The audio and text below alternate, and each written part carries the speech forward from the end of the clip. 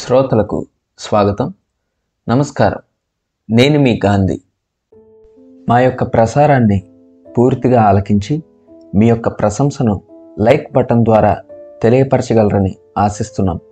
అదేవిధంగా మా యొక్క ఛానల్ను సబ్స్క్రైబ్ చేసుకొనగలరని మా మనవి. యుద్ధం అనేది రెండు లేదా అంతకన్నా ఎక్కువ వ్యక్తులు లేదా దేశాల మధ్య పెద్ద ఎత్తున జరిగే ఘర్షణ. మానవ సమాజంలో యుద్ధాలు అనాదిగా ఏదో ఒక రూపంలో జరుగుతూనే ఉన్నాయి. చరిత్రలో పూర్వం తెగల మధ్య జరిగిన కొట్లాటలు కాలక్రమంలో నగరాల మధ్య, దేశాల మధ్య, సామ్రాజ్యాల మధ్య జరుగుతున్నాయి. అయితే నేటి రాజకీయ పరిస్థితుల్లో యుద్ధం అనే పదం మరింత వాడుకలోనికి వచ్చింది. ఉదాహరణకు మతోన్మాదంపై యుద్ధం, ఉగ్రవాదంపై యుద్ధం, దారిద్ర్యంపై యుద్ధం, అవినీతిపై యుద్ధం అని చాలా సందర్భాల్లో వాడబడ్డాయి. ఈ యుద్ధం వల్ల దేశాలు కానీ, వ్యక్తులు కానీ, వ్యవస్థలు కానీ చాలా విషయాలలో నష్టపోతాయి. అదీగాక అన్ని వ్యవస్థలు ఏకీకృతంగా అంటే ప్రత్యక్షంగా కావచ్చు, పరోక్షంగా కావచ్చు పాల్గొంటాయి. అందులో ముఖ్యమైనవి గూఢాచార వ్యవస్థ, సమాచార వ్యవస్థ, ఆర్థిక వ్యవస్థ, సాంకేతికత, పారిశ్రామిక వ్యవస్థలు. ఈ యుద్ధాలకు కారణాలుగా కొన్ని సిద్ధాంతాలు ఉన్నాయి. అందులో కొన్ని: ఒకటి, వ్యయం లాభం సిద్ధాంతం.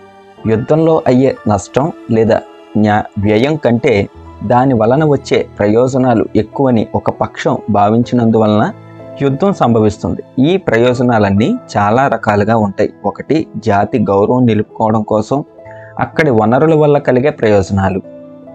రెండు, సామాజిక సిద్ధాంతాలు. మూడు, జన విస్తరణ సిద్ధాంతాలు. నాలుగు, మానసిక పరిణామ సిద్ధాంతాలు. ఈ మానసిక పరిణామ సిద్ధాంతాలకి best example second world war అంటే రెండో ప్రపంచ యుద్ధం. జర్మనీ తన అస్తిత్వాన్ని కోల్పోయింది మొదటి ప్రపంచ యుద్ధం తర్వాత. సో దానివల్ల ఆ దేశ ప్రజలు మానసికంగా చాలా ఒత్తిడికి లోనై హిట్లర్ వంటి మాస్ కిల్లర్ భావజాలం ఉన్న వ్యక్తిని అక్కడి ప్రజలు ఎన్నుకున్నారు. విపరీతమైన జాతీయవాదంతో రెండో ప్రపంచ యుద్ధం కారణమయ్యారు. హేతువాద సిద్ధాంతాలు అంటే ఇరుపక్షాల వారికి సరైన అవగాహన లేకపోవడం. నేటి రష్యా ఉక్రెయిన్ యుద్ధం కారణాల్లో ఇది ఒకటి. ఆర్థిక కారణాలు సిద్ధాంతం. అంతర్జాతీయ వాణిజ్య రంగంలో పెరిగే పోటీల ఫలితంగా ఏర్పడే గందరగోళం యుద్ధాలకు కారణమవుతుంది. ప్రస్తుత కాలంలో ప్రపంచం అంతటా బలంగా వినిపిస్తున్న పదం ఉక్రెయిన్. ఇది ఒక దేశం పేరు. ఐరోపా ఖండంలో రష్యా తరువాత విస్తీర్ణంలో అతిపెద్ద దేశం ఉక్రెయిన్. అనగా ఈ ఉక్రెయిన్ అనే మాటకి సరిహద్దు భూమి లేదా సరిహద్దు కలిగిన ప్రాంతం అని అర్థం. దీని పేరుకు తగ్గట్టుగానే తూర్పు సరిహద్దు భాగాన్ని రష్యాతో, ఉత్తరాన బెలారస్తో, పశ్చిమాన పోలాండ్, స్లోవేకియా, హంగేరీలు, నైరుతిలో రొమేనియా, ఎల్టోవాలు సరిహద్దు దేశాలుగా ఉన్నాయి. దక్షిణ సరిహద్దుల్లో నల్ల సముద్రం, ఆగ్నేయ సరిహద్దుల్లో అజోవ్ సముద్రం ఉన్నాయి. మరియు ఉక్రెయిన్లో 2/3 భూభాగం నల్లరేగడి మట్టితో ఉంటుంది. ఇది ప్రపంచంలోనే అత్యంత సారవంతమైన ప్రాంతం. దీనివల్లనే ఇది ఐరోపా ఖండంలో బ్రెడ్ బాస్కెట్గా అభివర్ణించబడింది. కీవ్ లెక్కల ప్రకారం ప్రపంచంలోని క్లిష్టమైన ముడి పదార్థాల్లో సుమారు 5% ఉక్రెయిన్లో ఉన్నాయి. ఇందులో 19 మిలియన్ టన్నుల గ్రాఫైట్ నిల్వలు కూడా ఉన్నాయి. ఈ ఖనిజాన్ని ఎలక్ట్రిక్ వాహనాల బ్యాటరీలను తయారు చేసేందుకు గ్రాఫైట్ను ఉపయోగిస్తారు. ఉక్రెయిన్ ఐరోపా ఖండంలో 7% టైటానియం ఖనిజ సరఫరాను కలిగి ఉంది. ఇది ముఖ్యంగా విమానాలు, పవర్ స్టేషన్స్ తయారీలో ఉపయోగిస్తారు. అలాగే లిథియం నిక్షేపాల్లో కూడా ఐరోపా ఖండంలో 3rd ప్లేస్లో ఉంది. ఇది బ్యాటరీలను తయారు చేయడానికి వాడతారు. రాగి, సీసం, జింక్, వెండి, నికెల్, కోబాల్ట్ మరియు మాంగనీస్ నిక్షేపాలు కూడా ఉన్నాయి. వీటితో పాటు అణ్వాయుధాలు మరియు రియాక్టర్లలో వినియోగించే బెరీలియం నిక్షేపాలు కూడా పుష్కలంగా కలిగిన దేశం. ఇంకా ఉక్రెయిన్లో భూమి లోపల అరుదైన లోహాలు గణనీయమైన స్థాయిలో ఉన్నాయి.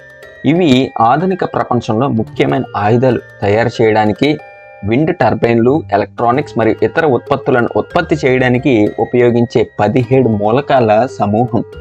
ఇప్పుడు జరుగుతున్న రష్యా ఉక్రెయిన్ యుద్ధంలో ఈ ఖనిజాల పాత్ర చాలా ప్రాముఖ్యమైనది.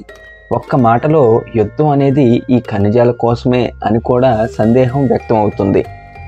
ఈ యుద్ధంలో మనం బాగా అర్థం చేసుకోవాల్సిన పదం ఒలిగార్చ్. ఈ ఒలిగార్చ్ అంటే కొంతమంది అని అర్థం. ఇది గ్రీకు భాష నుండి ఉద్భవించింది. ఈ ఒలిగార్చ్ అంటే ఒక దేశాన్ని రాజకీయంగా, మతపరంగా లేకపోతే ఆర్థికంగా తమకున్న సంపదతో పరిపాలించడం, ఈ రాజకీయాల ద్వారా తమ స్వంత లాభాలు ఆర్జించుకోవటం. ఇది ప్రతి దేశంలోనూ ఉంటుంది.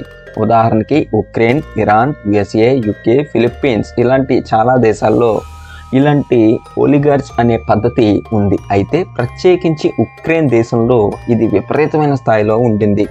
యుఎస్ఎస్ఆర్ నుండి బయటికి వచ్చి స్వాతంత్రం వచ్చిన తర్వాత ఈ ఒలిగార్చ్ల బలం బాగా బలపడింది.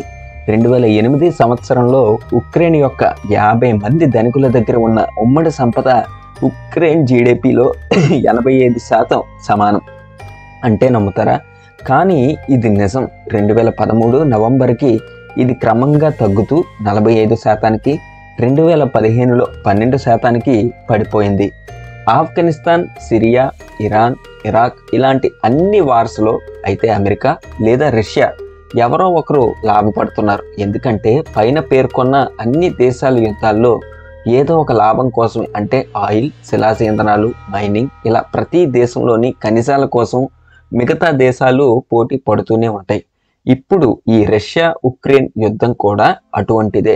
ఉక్రెయిన్ అత్యధిక సహజ వనరులు కలగలిసి మరియు రవాణాకి అనుకూలంగా ఉండే సముద్ర తీరం కూడా ఉంది. అందుకే 2014 ముందు వరకు రష్యా తన అనుచరులనే అక్కడ గెలిపించుకుంటూ వచ్చింది, తనకి కావలసిన వ్యాపారాన్ని చేసుకుంటూ వచ్చింది. ఎప్పుడైతే ఉక్రెయిన్ యూరోపియన్ యూనియన్లో చేరిందో వెస్ట్రన్ కంట్రీస్కి సంబంధించిన ఇన్వెస్టర్స్ ఉక్రెయిన్ని ఒత్తిడి చేయడం మొదలుపెట్టారు. దాంతో 2019లో యనుకోవిచ్ అనే రష్యన్ సపోర్టెడ్ ప్రెసిడెంట్ చాలా కారణాలతో, అందులో కొంతమంది సుమారుగా తెలుసుకుందాం.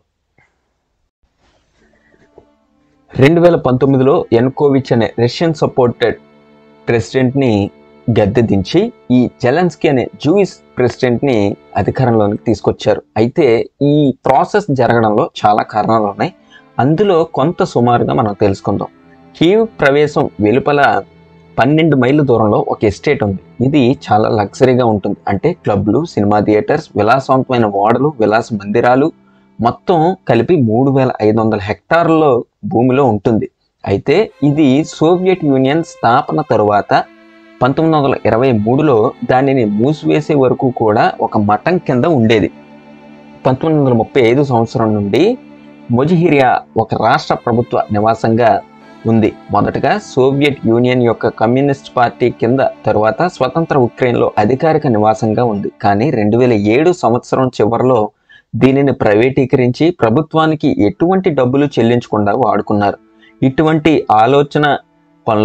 ఆరోపణలతో యనుకోవిచ్ రష్యాకి పారిపోవలసి వచ్చింది. ఇది ప్రముఖంగా కీవ్కి అవుట్స్కర్ట్స్లో 12 మైళ్ళ దూరంలో ఉంది. ఒక రకంగా పుతిన్ ఉక్రెయిన్ ఇన్వేడ్కి ఇది ఒక కొంత కారణం. ప్రస్తుత ప్రపంచం అంతా కూడా డిజిటలైజేషన్ వైపు నడుస్తుంది. Robots, space rockets, electrical vehicles, solar power, green energy వైపు అడుగులేస్తుంది. వీటితో పాటు శిలాజ ఇంధనాలు ప్రపంచ ఎన్విరాన్మెంట్కి చాలా అభ్యంతరకరంగా మారింది. కాబట్టి ప్రపంచ ఆధిపత్య దేశాలు వాటి యొక్క నిల్వల కోసం ఈ యుద్ధానికి దారితీసాయి అనడానికి కూడా ఒక కారణం. బయటి ప్రపంచంలో వినిపించేది మాత్రం ఉక్రెయిన్ నాటోలో చేరుతుంది కాబట్టి మేము ఉక్రెయిన్ మీద యుద్ధం చేస్తున్నాము అని అటు రష్యా అవును అందుకే యుద్ధం జరుగుతుంది అని ఇటు వెస్ట్రన్ కంట్రీస్ చెప్తున్నాయి. నిజానికి అన్ని దేశాలకి శాంతి కావాలి, యుద్ధం వెంటనే ఆగిపోవాలి అన్నప్పుడు ఉక్రెయిన్ నాటోలో చేరదు అని చెప్పేస్తే అసలు యుద్ధమే జరగదు కదా. కానీ దీని వెనుక ఇన్ని కారణాలు ఉన్నాయి. 2019 వరకు అధికారంలో ఉన్న యనుకోవిచ్ ఆ దేశ అధ్యక్షుడు రష్యాకి అనుకూలంగా ఉంటూ యూరోపియన్ యూనియన్కి, మిగిలిన వెస్ట్రన్ దేశాలకి వ్యతిరేకంగా ఉండేవాడు. సో ఎప్పుడైతే ఈ మినరల్స్ ఇవన్నీ ఉన్నాయని తెలిసిందో అతనిని అధికారంలో నుండి దించి ఈ వ్లాదిమిర్ జెలెన్స్కీ అనే ప్రముఖ హాస్య నటుడిని అధ్యక్షుడిని చేశారు. అందుకే ఇప్పటికీ అతను చాలా యాటిట్యూడ్తో ఎక్కడ ప్రెస్ కాన్ఫరెన్స్ పెట్టినా అజమాయిషీతో మాట్లాడతారు.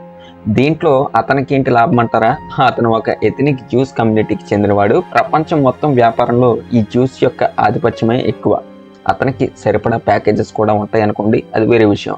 అందుకే ఈ వెస్ట్రన్ కంట్రీస్ని భయపెడతాడు. ఇదిగో మీరు యుద్ధ ఆయుధాలు పంపండి, డబ్బులు పంపించండి, నేను యుద్ధం చేయాలా వద్దా అంటూ అధికారం చూపిస్తుంటాడు. యుఎస్ఏలో బైడెన్ గవర్నమెంట్ ఉన్నంత వరకు ఇతని ఆటలు సాగాయి. అనుకోకుండా పోయిన సంవత్సరం ఎలక్షన్లో ట్రంప్ గారు గెలిచారు. ఇతను అమెరికాలో ఒక ఎథీస్ట్ గ్రూప్కి సంబంధించిన వ్యక్తి. మామూలుగా ఏ దేశ రాజకీయాల్లోనైనా ఒక్కో పార్టీకి కొంతమంది బిజినెస్ పర్సనాలిటీస్ కానీ సపోర్ట్ చేస్తుంటారు. అలా ఇప్పుడు ట్రంప్కి సపోర్ట్ చేసిన వ్యక్తి ఎలాన్ మస్క్. ఇతనికి అనేకమైన వ్యాపారాలు ఉన్నాయి. వాటిలో electric cars, SpaceX, rockets, satellite internet, వాటన్నింటికీ అవసరమైన ఖనిజ నిక్షేపాలు ఉక్రెయిన్లో ఉన్నాయి. సో ట్రంప్ గారు ఇప్పుడు మినరల్ డీల్ అగ్రిమెంట్ అంటూ ముందుకొచ్చారు. దీనికి అనుగుణంగానే తెలివితో ట్రంప్ యుఎస్ ఎయిడ్ని కూడా ఆపేశారు. ఈ రాజకీయ నాయకులు, పెద్ద పెద్ద బిజినెస్ పర్సనాలిటీస్ వ్యాపారాలు వెలగబెట్టేది జనం సొమ్ముతోనే కదా. అందుకే ప్రపంచం అంతటికి వెళ్ళే యుఎస్ ఎయిడ్ని ఆపేశారు. అందుకే యూరోప్ యూనియన్తో కూడా అనగా టచ్లో లేకుండా ఇతనే సొంతంగా చేసుకోవాలి, గుప్తంగా మొత్తం మనకే కావాలి అనే లెక్కల్లో పరిపాలన, శాంతి చర్చలు కొనసాగుతున్నాయి.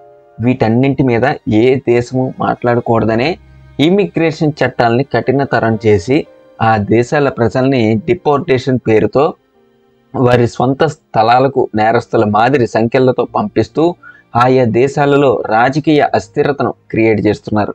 ఇలా చేస్తూ మరోవైపు గోల్డ్ కార్డ్ పేరుతో ఒక స్కామ్ని తీసుకొచ్చారు క్యాపిటల్ మనీ గెయినింగ్ కోసం. ఈ మధ్యలో ఈ జెలెన్స్కీ నలిగిపోతున్నాడు. ముందుకెళ్తే నొయ్యి, వెనక్కెళ్తే గొయ్యి. ఇది రష్యా మరియు అమెరికా యొక్క ప్లాన్. ఎన్ని వార్స్ చూడలేదు మనం ఈ రెండు దేశాల మధ్య, ప్రచ్ఛన్నంగా కానీ ప్రత్యక్షంగా కానీ. సిరియాలో, ఆఫ్ఘనిస్తాన్లో, ఇరాక్లో, లిబియాలో, పాకిస్తాన్లో, రీసెంట్గా బంగ్లాదేశ్లో ఆయా దేశాల నాయకులే అయితే పారిపోయారు, లేదా చచ్చిపోయారు, లేదా జైలు పాలయ్యారు. కానీ ఈ రెండు దేశాల నాయకులు కానీ, వెస్ట్రన్ కంట్రీస్ నాయకులకు కానీ ఏమైనా అయ్యారా? వారు మాత్రం సురక్షితంగానే ఉన్నారు. అందుకే జెలెన్స్కీ ఇప్పుడు సేఫ్ గేమ్ ఆడుతున్నాడు. అధ్యక్ష పదవి అనేసరికి సంబరపడ్డాడు. ఇప్పుడు అందులో నుండి ఎలా బయటపడాలో తెలియక తికమక పడుతున్నాడు. ఈ రష్యా ఉక్రెయిన్ యుద్ధంపై మీ అభిప్రాయాన్ని కామెంట్ సెక్షన్లో తెలియచేయండి. చాలా రీసెర్చ్ చేసి ఇప్పటి వరకు ఏ న్యూస్ ఛానల్ కూడా అందించని ఇన్ఫర్మేషన్ మీకు అందిస్తున్నాను. కాబట్టి నా ఛానల్ని సబ్స్క్రైబ్ చేసి ఎంకరేజ్ చేస్తారని కోరుకుంటున్నాను.